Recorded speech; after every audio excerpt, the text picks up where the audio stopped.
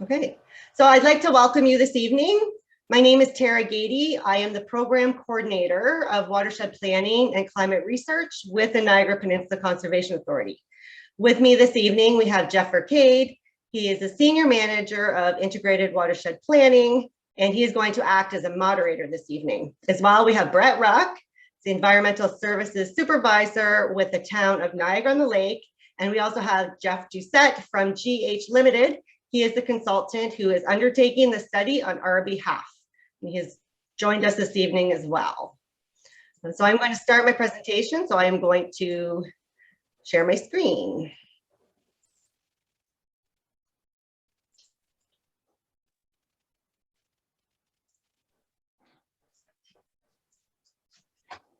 Okay. It's the happiest girl in the world.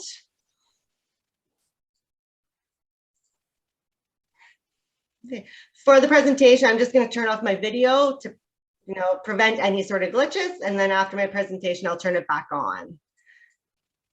So tonight's agenda, I'm going to do a brief presentation, and then we're going to open it up to a question and answer period. We are asking you to please use the chat function in your Zoom to ask your questions, and we will answer them at the end of the presentation. We do have everybody muted, so we can just keep this meeting as efficient as possible. So again, welcome to the 4 Mile Creek Geomorphology Information Session. The Niagara Peninsula Conservation Authority and the Town of Niagara-on-the-Lake in partnership have initiated a geomorphology assessment as the first step in addressing concerns related to water quality and water quantity issues resulting from erosion and sedimentation along 4 Mile Creek south of Line 9. So in order to address these issues, we need to understand what is happening in the watercourse. So to gain this understanding, we have hired GHD Limited to undertake an assessment of the main watercourse south of Line 9. Right? We've hired him to identify and quantify any problematic areas so we can begin to mitigate the issues. So what you can expect to learn from this presentation is the extent of the study area for this project. Hopefully you'll learn something new about the area south of Line 9, concerns that have been identified to date, and what the next steps are for 4 Mile Creek. So to put some context to the study area and the project, the highlighted blue is the entire 4 Mile Creek watershed, and the area highlighted in the yellow square is 4 Mile Creek south of Line 9. That is the focus of this study. This is the most southern catchment of the 4 Mile Creek watershed. The catchment just north of this catchment includes the Virgil Dam. Although that's outside of the scope of this study, I included it in this image just to provide a better understanding of our study area extent. So from the headwaters near Mountain Road in Niagara Falls, 4 Mile Creek descends roughly 95 meters in less than 4 kilometers. Obviously, the most dramatic drop would be that going over the escarpment of approximately 35 meters.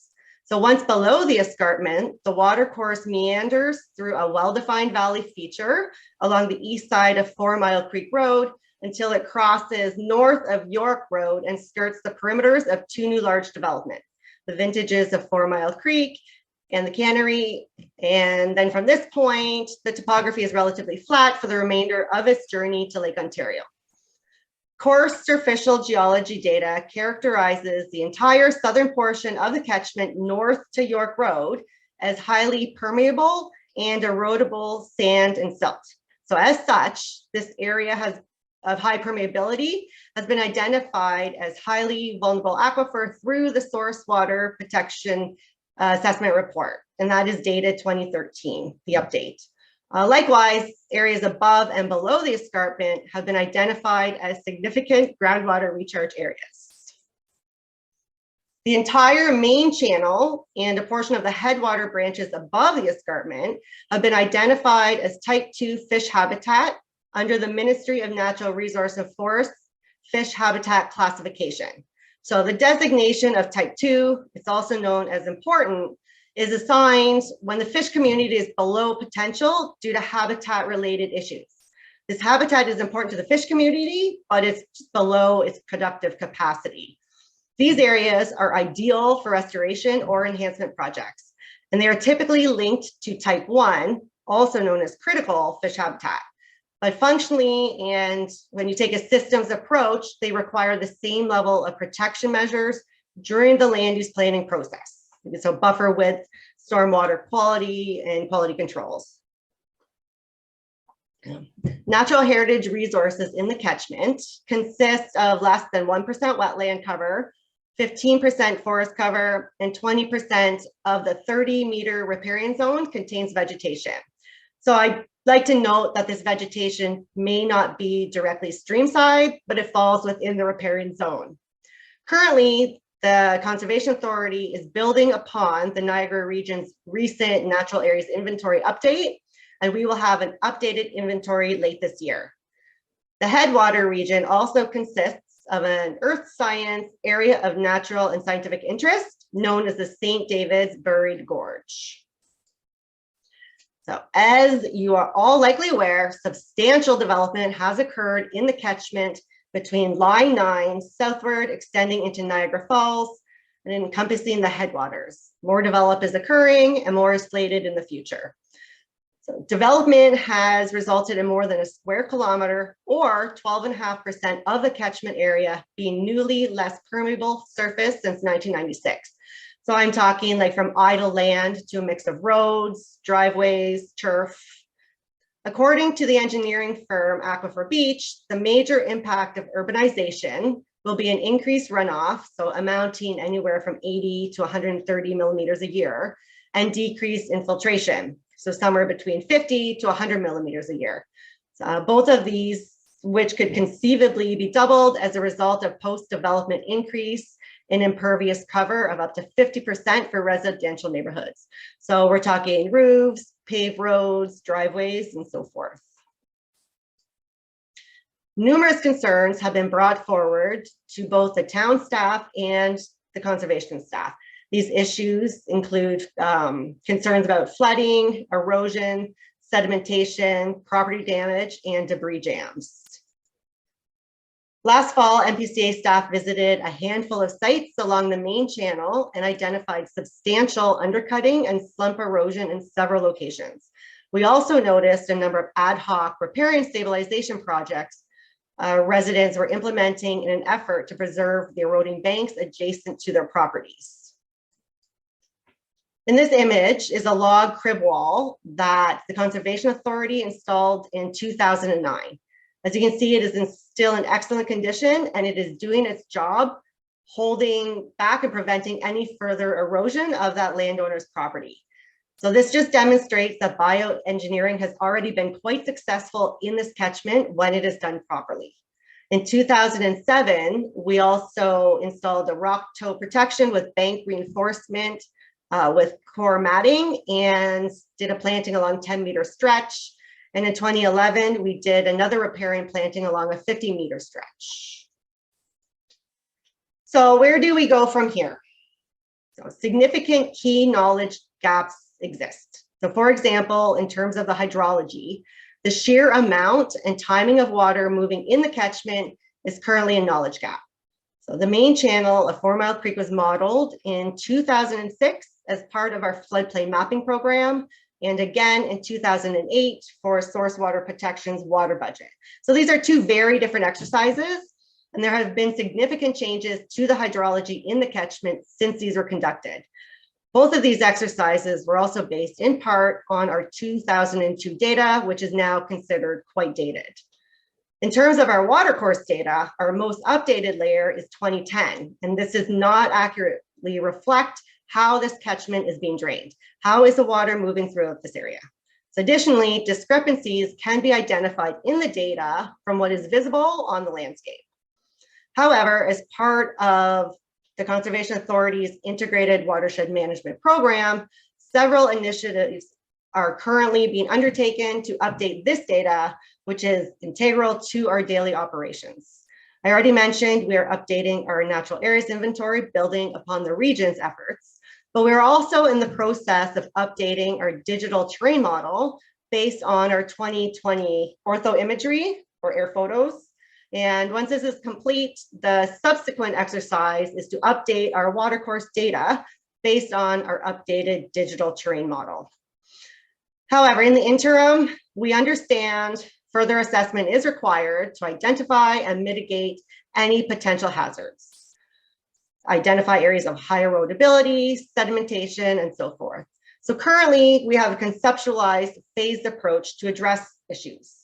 So phase one, which is no longer just a concept, it is where we are today. This phase involves addressing the identified issues in terms of erosion and sedimentation south of Line 9, starting with a comprehensive fluvial geomorphic assessment. This, we feel, will go a long way in understanding the state of the watercourse through a rapid stream assessment, which will identify any specific problems. It will assess overall channel stability and sensitivity. The geomorphic assessment exercise documents and quantifies channel sensitivity based on evidence of aggradation, degradation, channel widening, and planimetric adjustment. So where is it unstable? Where is it eroding? Where is it accumulating? This exercise produces values that indicate whether the channel is stable, is it in regime, is it stressed or transitional, or is it adjusting? So from here, appropriate remedial measures can then be evaluated, prioritized, and implemented. However, this is Jeff's wheelhouse, our consultant from GHD, so I will let him inform you of the work that he and his team will be doing in just a moment. Now, looking long-term, an additional phase, which would be informed by this project, could be implemented using our updated digital terrain model and our hydrography. So that means the water courses. At this point, this is simply a conceptual phase, but it includes a complete remodel, including the Virgil Dam catchment, to ensure irrigation needs are addressed. As I indicated earlier, the last time this catchment underwent any hydraulic modeling was roughly 15 years ago. Since then, the inputs have changed, and an understanding of how they have changed and how they are affecting the system would provide a lot of value. A remodel of the catchment would be able to identify and quantify how the system is responding to a series of modeled events given the changed land use in the catchment. So where are their drainage pinpoints and how are they affecting specific reaches? Again, once complete, we can address any outstanding issues, prioritize, and create a work plan. Potentially, we could even scope this further for the entire study area to include terrestrial and aquatic components, right? Identify habitat and restoration opportunities. Again, this is just conceptual at this point, and we will circle back to this once phase one is complete. So I'll just give a little overview of what phase one means. So the first step, before we could even begin, was to conduct a preliminary review of the catchment. What do we already know about this area? What don't we know? So all reports and data pertaining to 4 Mile Creek, specifically that area south of Line 9, were reviewed, which highlighted some significant data gaps, and those I've already mentioned. So this is what really sparked the need for a geomorphic assessment. So this first phase has been broken into multiple steps. So step one is the stream assessment, which involves a comprehensive fluvio-geomorphic assessment through a stream assessment along roughly 5 kilometers of the main channel of 4 Mile Creek. This phase also includes the identification and confirmation of the drainage network for the area of interest and recommendations for alternative remedial measures for priority areas that have been identified through the rapid assessment. Step one is slated to be complete late this summer, so we can move on to creating a work plan of the mitigation options. And then step three entails implementing the restoration along the respective priority reaches. So here we're talking boots on ground, right? So at this point, I will stop sharing my screen and I'll pass it over to Jeff from GHD to go over what him and his team will be doing and why we would really appreciate access to your property if need be. So his team can access the water course. We'll then open it up to a question and answer period. Okay, thank you. I'm going to...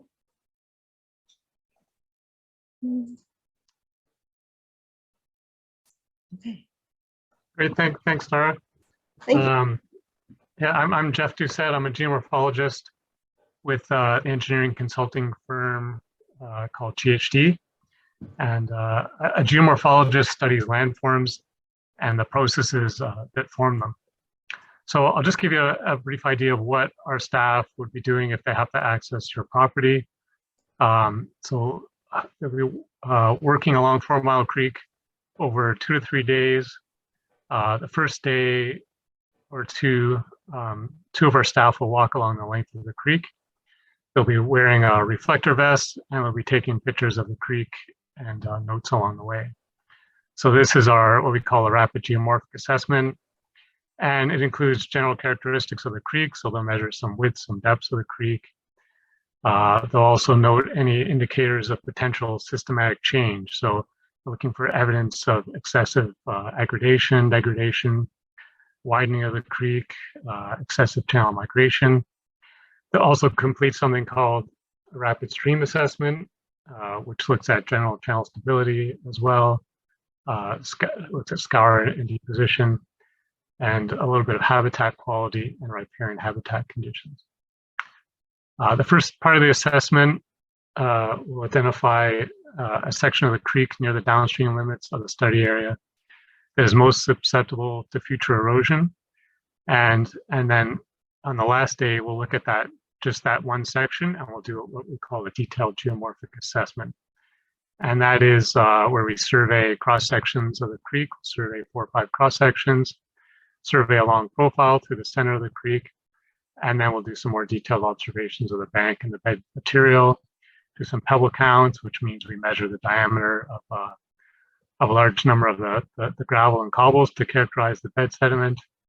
And from that, we can determine, from the survey and the observations, we can determine things such as how much flow can the creek carry, what are the velocities in the creek, and what are the erosion thresholds, when does material start to move within the creek.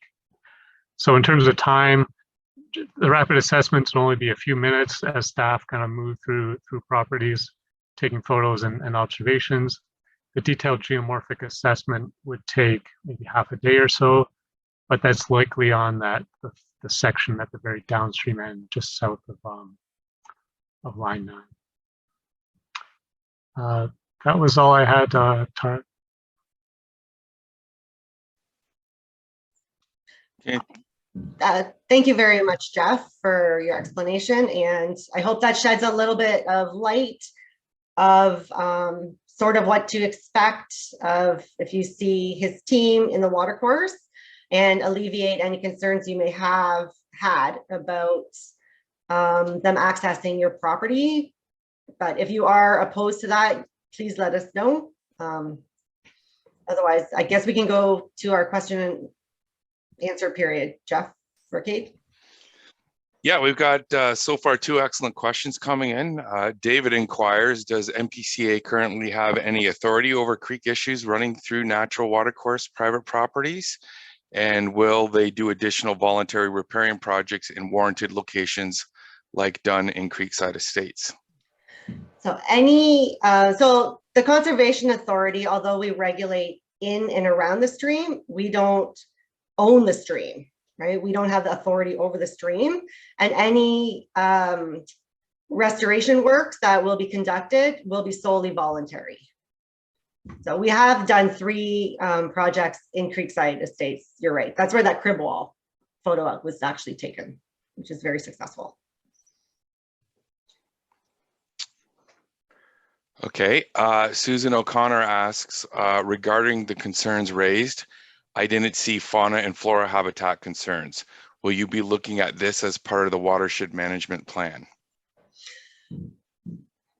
So this first phase is just a geomorphic assessment. So we're looking at areas of erosion, sedimentation, so the instability of the water course. The conceptualized further phases include a remodel, and then I mentioned about habitat, aquatic and terrestrial. So that would be more of a full-scale watershed plan, which would include those aspects as well, right? Are there species at risk in there? What are there priority areas for upland and riparian restoration? It would include all of the characteristics of a watershed plan. So at this phase, we're not there yet. We're just taking this step by step, and each phase will feed into the next phase. So I hope that answered your question.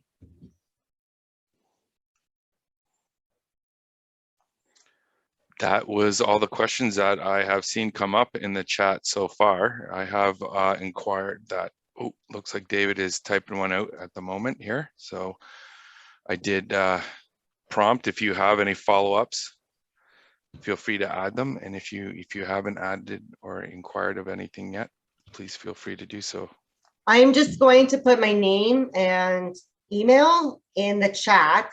So if there are any follow-up questions, please feel free to contact me.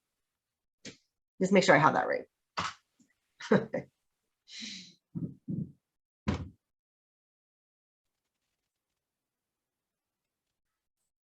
Okay, David's asking your issues notices to residents of Harvest Creek Village Townhomes in St. David's. Those recipients do not own the land along the creek, the condo corporation does. So these residents need not worry about your viewing the creek, correct? I think it's more of a, it sounds like a tenant situation. Oh, okay. So I'm trying to. Is that correct, David? Could you nod or? Well, you know what? We have enough people here that maybe I'll just I'll unmute him for a minute and get a little more direct. Hang on there a minute, David. So the geomorphic assessment is taking place along the main channel of 4 Mile Creek. Anything that if it's on the west side of 4 Mile Creek Road, and like in the new subdivisions, it's more just a function of drainage confirmation because we don't have these lines. Like we don't know if we have the accurate information of what exactly is being input into 4 Mile Creek. So. Okay. Yeah, you issued notices to, I'm on the board for the condo corporation here. You issued notices to all the residents. They live here, but the land that is that the creek runs through is owned by the condo corporation. So you'd only be dealing with the condo corporation for permission in this instance. Okay, well, thank you for that clarification. When we did the mail out, we only have access to limited information, which is addresses. So we don't have ownership information necessarily. So. Understood. And then you had indicated that the properties you said west of 4 Mile Creek Road, which would include us, we're just part of the watershed that goes into, we're kind of like Creekside Estates is, where they dump into 4 Mile Creek. So do we, you know, our watershed area. So you're saying you're not going to be looking at that? Where exactly is this? Because it does actually cross to the west side after it goes around those two large developments. My bad. Right. We are just north of the 405, where the water comes down from there, goes through, you know, the hillside, Harvest Creek Estates, and then near David Secord Road, that's where they all come together. The two come together and go into 4 Mile Creek. Okay. We're part of the watershed leading into 4 Mile Creek.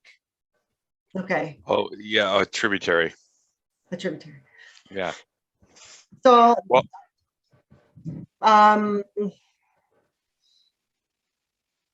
if I believe that's more of a confirmation of drainage, but the consultant, because that's just, it's a ditch, right? Am I correct? Or is it like a water course? Well, it's yeah, I guess you'd say it's a ditch, but it's a functioning creek with wildlife and, you know, trees and all of that right now. Yeah, Brett's going to offer some information here for clarity, and then I could, depending on what he says too, also offer something here. Go ahead, Brett. Yeah, thanks. So I just wanted to ask a quick question of Jeff. So I know where we're talking here specifically, and there is water that comes down from the highway from up the back. It's a bigger tributary that comes into the 4 Mile Creek section directly. So, you know, the question when we're looking at the geomorphologic assessment and looking at, you know, the size of the creek and the volumes of water that come into it, that is probably, I'm going to ask Jeff to clarify if that is something that you take note of when the size and the area of the creek that might be coming and entering into the 4 Mile Creek in that location. Is that something, Jeff, you would be doing? So yeah, we're assessing along 4 Mile Creek, and then we're looking out for any input into the creek as well. So we're just going to be identifying, let's say if there's a tributary flowing in, we're going to identify the location of that tributary, and we'll take photos of that. And we can get the approximate size of that, but we're not going to be walking out the tributary as well. So you won't be coming through these properties here? Not to my understanding, on the west side of 4 Mile Creek, just north of the 405, no, we shouldn't be going in there. Okay, and just for clarification, the NPCA right now, they don't have authority in any of this south of line. I mean, I welcome it, but all of what you're doing, but you don't have authority south of line 9, you know, saying, oh, we need to do this for the water quality, or we need to do this for erosion, or we need to do this for, you know, blockages. Right now, you don't have that authority, correct? If it's on private property, although like debris and maintenance on the water course that flows through private property is up to the landowner. Although we might regulate in-stream works. I mean, if you're planning on doing anything in the stream, it's right. Best to be proactive and just contact us and have a conversation, because other legislation could come into effect, like the Fisheries Act, the Lakes and Rivers Act, Species at Risk Act. But if it's on private property, it's up to the private landowner to maintain that portion of the water course. Because people here, you know, go in and take out the Phragmites, am I saying that right? The invasive plants and the and some other invasive plants. People go into the creek and take care of stuff like that. But that's okay from the NPCA's point of view. Well, before you, okay, go ahead, Jeff. Yeah, I was just going to say, so what Tara talks about when we have regulatory authority for alterations to water course, like in stream works, and also where there are, you know, identified flood hazards. So those kind of things, depending on its breaching some thresholds and being considered development, right, or something that would require our permits, typically Phragmites removals would not trigger that kind of situation for us to be involved or have an authority over it. We are concerned about Phragmites as well too. So it's a good question, and thanks for the opportunity to clarify that. Yeah, and I'm the one who asked about voluntary repairs. I mean, there was a situation our condo corporation had to do one that was several $1,000s, a meshing of sorts to hold some erosion back. What I saw you do there for Creekside Estates looked like something that maybe in the future might be warranted here. Yeah, and that's a really good point as well. Like Tara said, there's going to be mitigation opportunities identified through the study that Jeff's team is doing at GHD. But Tara works in my department, and another part of my portfolio is restoration. And we do have a grant program to address these kind of issues. And I think that's, I'm not sure off the top of my head, but that's maybe how the Creekside project was completed in the past, through partnership with us in some way. So for your purposes, we take applications to that grant program every year late in the fall as we plan the next year. So if you think you have an opportunity, get in touch with me after this meeting, and I'll get my restoration team to you to see if you have a project and they can help you shape and inform the application as well if there is an interest on your end. Okay, on the screen, I see NPCA, but I don't see your name in particular. Yeah, sorry, that's a good point because I'm hosting this. I'll put it in the chat as well. My name is Jeff Vercade, and I'm, like Tara said, I'm the Senior Manager of Integrated Watershed Planning and Information Management. I put an email. Ricade. Yeah, it's almost out.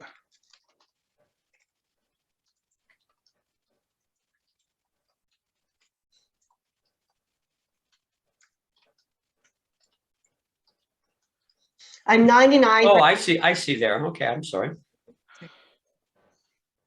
I'm 99% sure that the projects that were done at Creekside was part of our grant program. They were back from 2007 to 11. So it was quite a while ago, but they're holding up. And I take it this is all part of that, the effort of the town to change this portion up to line 9 to a municipal drain. Is that correct too? I'll let Brett Oh, speak. Yeah, I'll jump in on that one. So, I mean, we have applied to be able to turn that into a municipal drain so that some of these bioengineering features and maybe even future bioengineering features could be incorporated, but we still have not acquired the regional approvals on this yet to be able to even move forward on that. So we're still at square one, basically.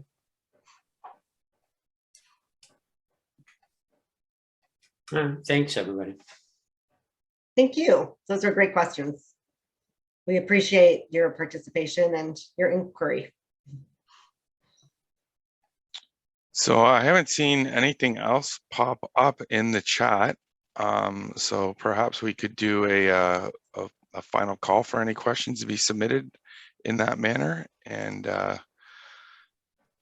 if not, then we can wrap up. Okay. Again, this recording will be posted on the MPCA website under, we have a Get Involved page with this. This project has a page, so things will be updated on there as things evolve. So you can check in every once in a while if you like, or feel free to drop me an email if you have any follow-up questions. I'm always happy to connect.